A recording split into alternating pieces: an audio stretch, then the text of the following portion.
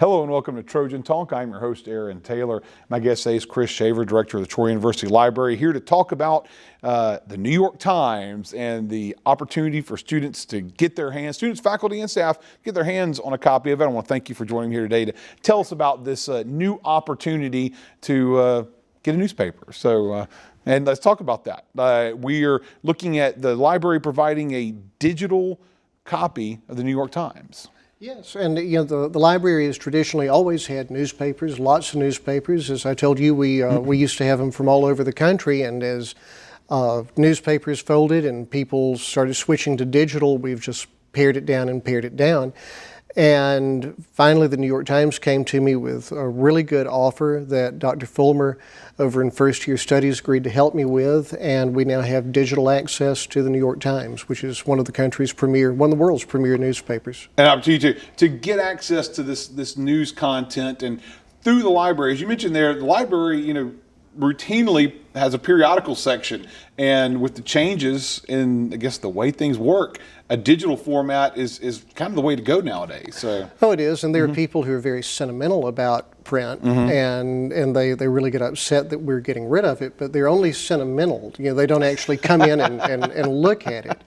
And so we've sort of gotten to where we've made things so convenient that we sometimes, lose people in physical form in the building. And this is kind of a return for the university a little bit, because back a few years ago, a lot of folks that are around were used to getting those hard copies because the university provided hard copies of the New York Times for many years here on campus, and so it's kind of returned to form now that they can get their hands back on the New York Times again. Well, it is as part of the 5-year quality enhancement program from 2010 to 2015. All of our campuses got the New York Times. One of the things that I like is this is a lot more environmental, because you're not going to have print copies wasted. Because I was director at the Dothan campus library when we had this, and we really threw out more newspapers quite often than got read.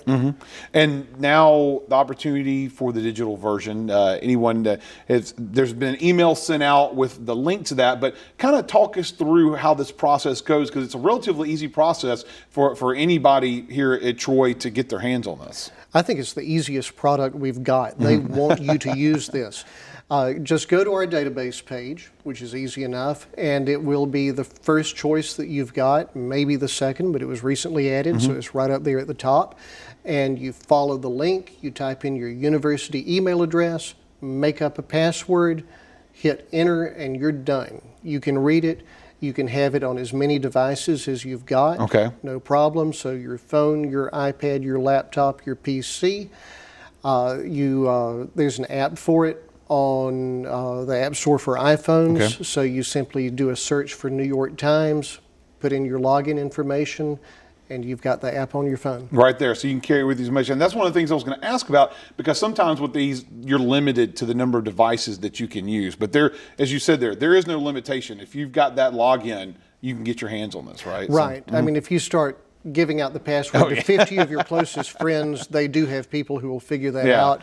But I don't think it's odd at all for someone to have 2 to 4 devices these days. And now, and you mentioned there that this is part of the library's goal, because getting the written word into people's hands is important there. And so, but what does this mean for the future of the library as a whole? Because I know there is kind of a move to a lot of electronic books and a lot of electronic sources out there. So what does this mean for you in the library to start seeing some of this stuff move over to electronic form?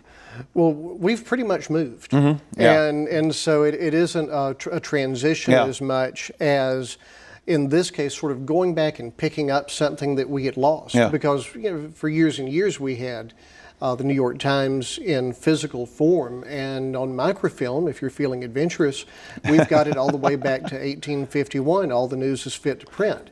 But this gives you easy access to what's happening today, and it does go back to 1980, so you can use the archives feature to an extent. Okay.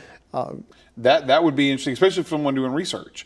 That had access to some of those older newspapers there. So. Well, the history department's holding out for 1851, but I can't give you everything, but I can give you the microfilm. Well, there you go. They can come check it out there. Now, once again, all they've got to do is stop by the library website. If you've got a Troy University email address, log in, and you're good to go. You are. All right. Well, here's hoping folks take advantage of the New York Times. I know I'm probably going to go do that myself as soon as we get through with this and get my hands on a copy of the New York Times, courtesy of the University Library and First Year Study. So thanks for joining me here today. So great. Thanks for having me. All right. And thank you for joining us on today's edition of Trojan Talk.